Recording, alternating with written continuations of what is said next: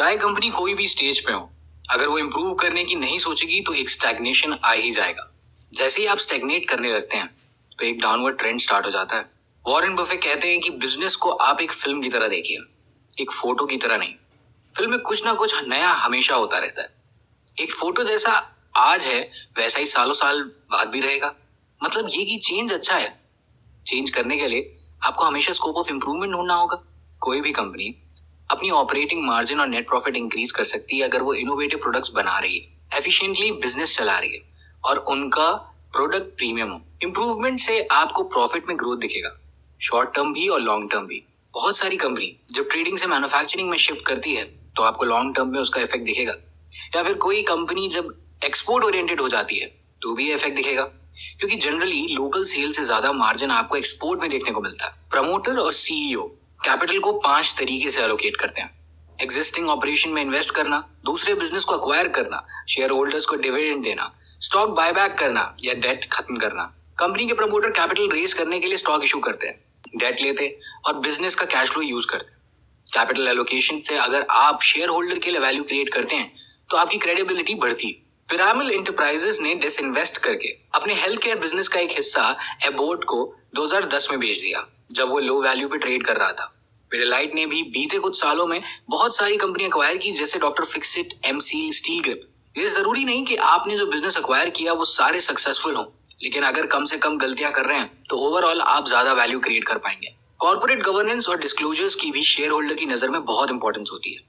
अगर कंपनी छोटी हो तो शायद डिस्क्लोजर ज्यादा नहीं होंगे, लेकिन बड़ी कंपनी के लिए ये बहुत ही जरूरी है। वॉरेन बफेट ने कहा है, you lose my money I will be considerate, you lose my reputation I shall not tolerate. Corporate transparency का इससे अच्छा एग्जाम्पल नहीं हो सकता। लीडर और फॉलोअर में इनोवेशन का ही फर्क होता है, ऐसा स्टीव जॉब्स कहते थे। क्यों कुछ नया करना है? क्यों आप पुराने काम को ही नहीं करते रहना चाहते हैं? क्योंकि आप अगर एक ही काम करते रहेंगे तो आप स्टैग्नेट होने से नहीं बच सकते, और जैसे ही आप स्टैग्नेट हुए आपके शेयर प्राइस में आज ना कल वो असर दिखने लगेगा। सेल्स ग्रोथ के लिए एग्जिस्टिंग मार्केट में आप अपना मार्केट शेयर बढ़ा सकते हैं, नए मार्केट में एक्सपैंड कर सकते हैं और नया प्रोडक्ट डेवलप कर सकते हैं। सिर्फ नया प्रोडक्ट बनाना ही इस कैटेगरी में नहीं आता। अगर आप कैपेसिटी एक्सपेंशन कर रहे हैं तो ये भी उस कैटेगरी में आएगा।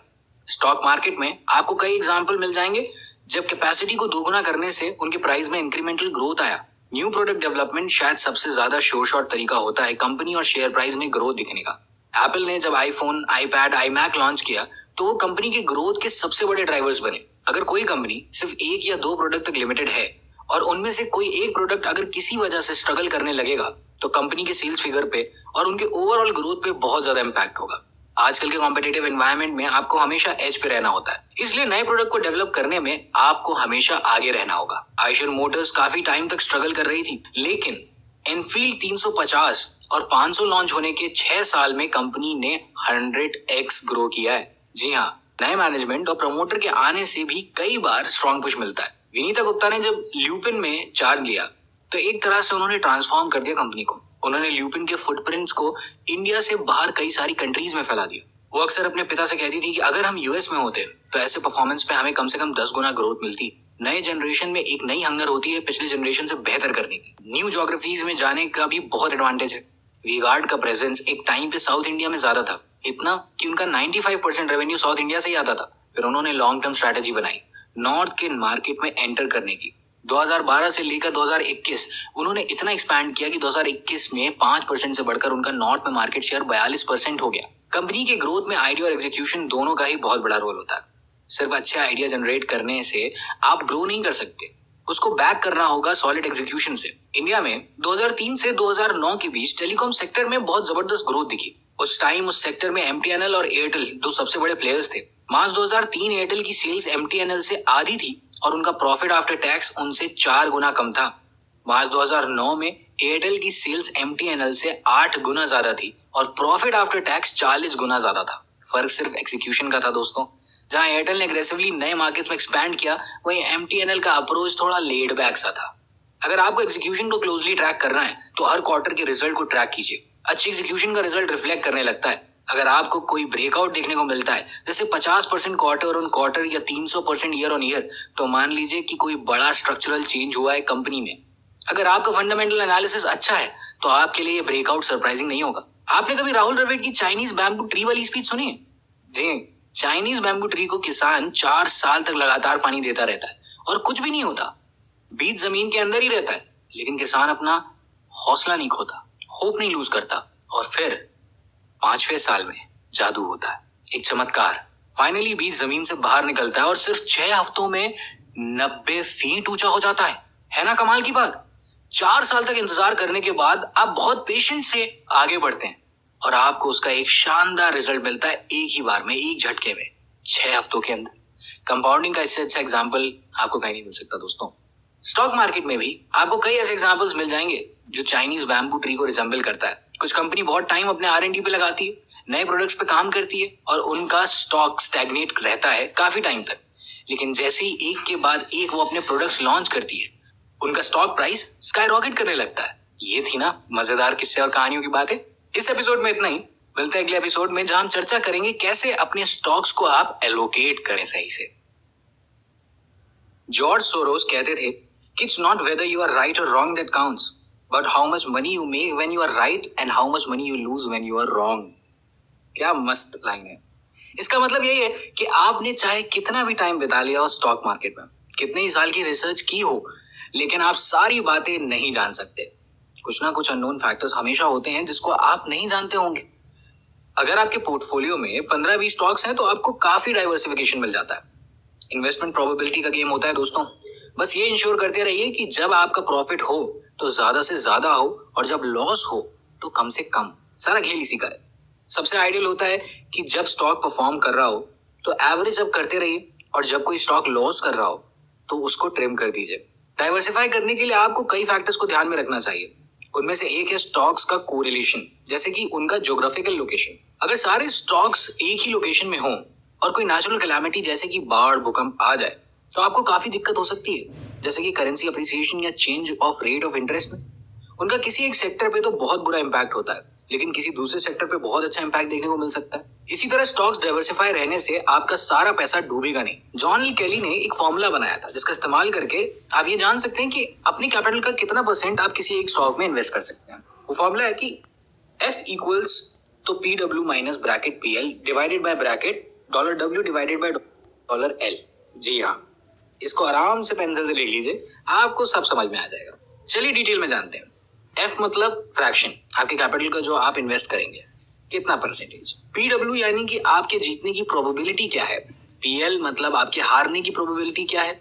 $W का ये मतलब है कि जब आपकी बेट सही होगी तो आप कितने पैसे जीतेंगे, और $L का मतलब है यानी कि आप कितने पैसे हारेंगे अगर आपकी बेट गलत हुई तो।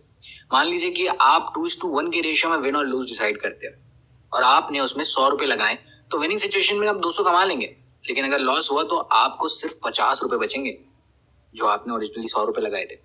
हारने और जीतने की प्रोबेबिलिटी 50% की है। अगर इन सबको फॉर्मूला में डाल देंगे तो आपको फ्रैक्शन मिलेगा 25%। मतलब ये कि आप इस स्टॉक में अपना 25% कैपिटल लगा सकते हैं। अगर आप एक कंजर्वेटिव ट्रेडर हैं तो आप हाफ कैली यूज कर सकते हैं। मान लीजिए कि कैली फ्रैक्शन 30% आया है तो आप सिर्फ 15% ही इन्वेस्ट कर दीजिए। ऐसा करने से आप वोलेटिलिटी को काफी हद तक निगेट कर पाएंगे और आपके रिटर्न सिर्फ 25% ही कम होगा। ऐसे सिचुएशन में आप बिग बेट कर सकते हैं जब आपकी जीतने की प्रोबेबिलिटी ज्यादा हो और एंट्री पॉइंट और मार्केट कंडीशन भी आपके फेवर में हो। लेकिन आपको ध्यान में रखना होगा कि ऐसी सिचुएशंस रेयरली ही आती हैं। ज्यादा टाइम या तो बियर मार्केट होता है या फिर साइडवेज मूवमेंट होता रहता है। कम टाइम के लिए ही बुल रन होता है। अगर प्रोबेबिलिटी कम है और पे ऑफ हाई है तो मॉडरेटली बेट कीजिए, लेकिन अगर प्रोबेबिलिटी कम हो, रिवॉर्ड भी ज्यादा नहीं है तो बेट मत ही कीजिए। कभी कभी लॉस मेकिंग में आप एवरेज अप करने के लिए और ज्यादा इन्वेस्ट करने लगते हैं, लेकिन अगर 1-2 राउंड ऑफ इन्वेस्टिंग के बाद आपको अपने रिसर्च से पता चले कि वो स्टॉक अब इंप्रूव करने वाला नहीं है तो तुरंत अपने होल्डिंग्स को निकाल लेना चाहिए। वॉरेन बफेट और चार्ली मंगर के एक दोस्त थे रिक ग्वेरिन। वो उन दोनों से बहुत ज्यादा स्मार्ट थे इन्वेस्टिंग में, लेकिन वो बहुत जल्दी रिच होना चाहते थे।